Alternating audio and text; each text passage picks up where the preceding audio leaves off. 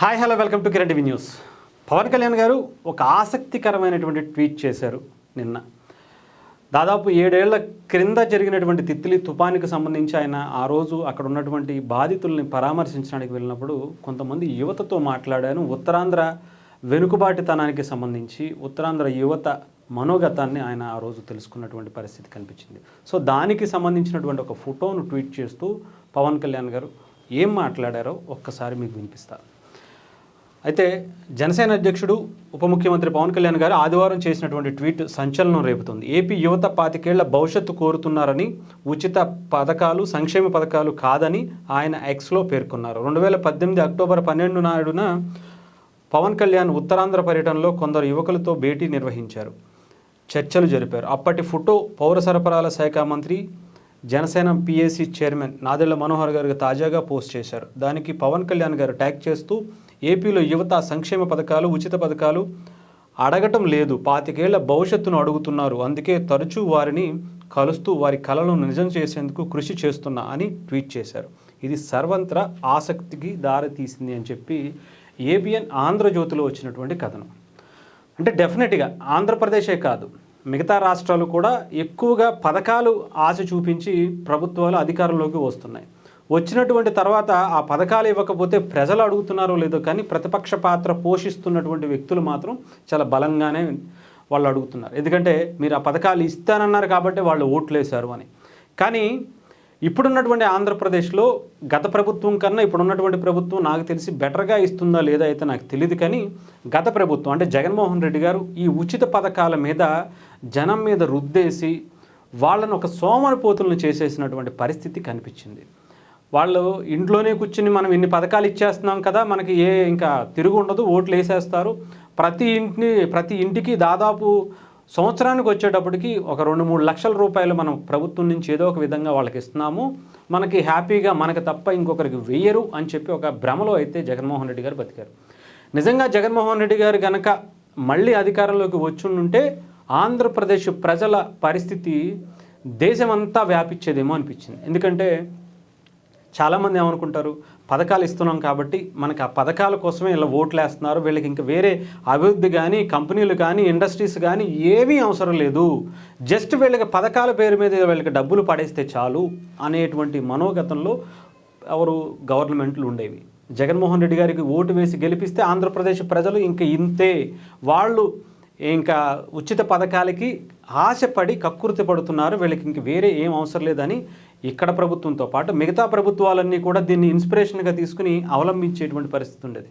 కానీ దేవుడి దయ వల్ల ఆంధ్రప్రదేశ్ ప్రజలు ఇవన్నీ దాటి బయటకు వచ్చారు. పథకాల గురించి కన్నా ఆంధ్రప్రదేశ్ యువత భవిష్యత్తు దృష్టిలో పెట్టుకుని ముఖ్యంగా వాళ్ళ రేపటి తరాలకి ఒక మంచి ఇండస్ట్రీసో, చదువుకున్న చదువుకి మంచి ఉద్యోగమో, లేదంటే కనీసం ఏదో ఒక ఉపాధి అవకాశమైనా సరే ఆంధ్రప్రదేశ్లో దొరుకుతుంది. వాళ్ళ చదువుకున్నటువంటి చదువుకి ఇతర రాష్ట్రాలు ఇతర దేశాలు వెళ్ళి పనిచేయాల్సినటువంటి పరిస్థితి కాకుండా ఆంధ్రప్రదేశ్లో ఇంకొక 5 ఏళ్ళ తర్వాత అయినా సరే ఒక మంచి ఇండస్ట్రీస్ వచ్చి ఇక్కడే పని చేసుకుని 4 రూపాయలు సంపాదించుకునేటువంటి అవకాశం కనిపిస్తుంది.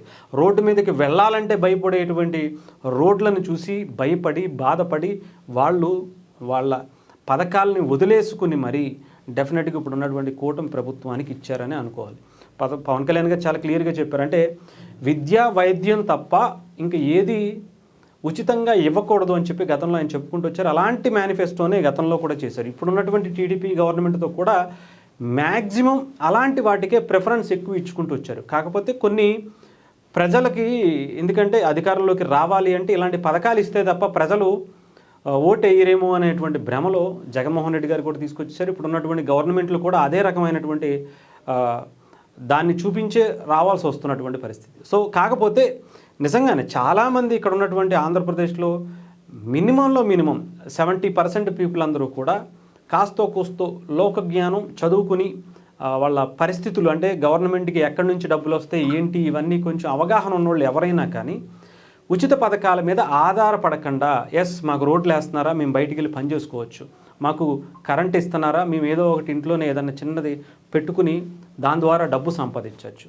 లేదా ఒక హాస్పిటల్కి వెళ్ళాలంటే ఎక్కువ డబ్బులు కాకుండా కొంచెం డబ్బులతోనే మేము వెళ్ళేటువంటి పరిస్థితి ఉంటుంది. సో అన్ని రకాలుగా చూసుకుంటున్నారు తప్ప ఎక్కడా కూడా జనాలు ఈ పథకం మాకు ఇవ్వలేదు, ఈ పథకం మాకు రాలేదు అనేది చాలా తక్కువ మందే అంటున్నారు.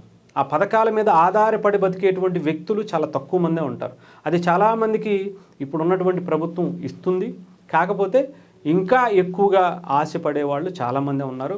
వాళ్ళ కోసం ఇప్పుడు ఉన్నటువంటి గవర్నమెంట్ ఇవ్వాల్సి వస్తుంది. సో పవన్ కళ్యాణ్ గారు ఆసక్తికరంగా చేసినటువంటి ట్వీట్ని ఇప్పుడు ఆంధ్రజ్యోతి ఎలా మలుచుకుందంటే, అంటే పథకాలని వద్దు అంటున్నారా, కావాలి అంటున్నారా అనే దాని మీద క్వశ్చన్ మార్క్ పెట్టి వాళ్ళు చేసినటువంటి చర్చకు తీవ్ర సర్వత్రా చర్చకు దారి తీస్తుంది అనేటువంటి ఒక స్లోగన్ వినిపించారు. సో డెఫినెట్గా పవన్ కళ్యాణ్ గారు యువతకి ఉద్యోగ అవకాశాలు ఇవ్వండి, వాళ్ళు చదువుకున్న చదువుకి మంచి ఉద్యోగాలు ఇవ్వండి, మంచి ఇండస్ట్రీస్ని ఆంధ్రప్రదేశ్కి తీసుకొచ్చేలా చేయండి.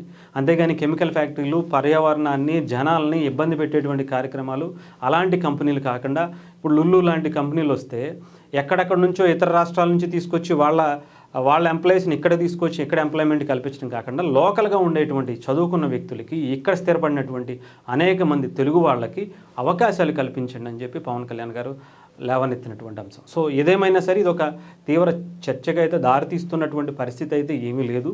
డెఫినెట్గా పవన్ కళ్యాణ్ గారిని చాలామంది యువత కోరుకుంటుంది ఏంటంటే, ఆయన మొదటి అడుగే నేను 25 కేజీల బియ్యం ఇవ్వడానికి కాదు, 25 ఏళ్ల భవిష్యత్తు ఇవ్వటానికి, మీకు మీరుగా సంపాదించుకునేటువంటి అవకాశాన్ని తీసుకురావడానికి.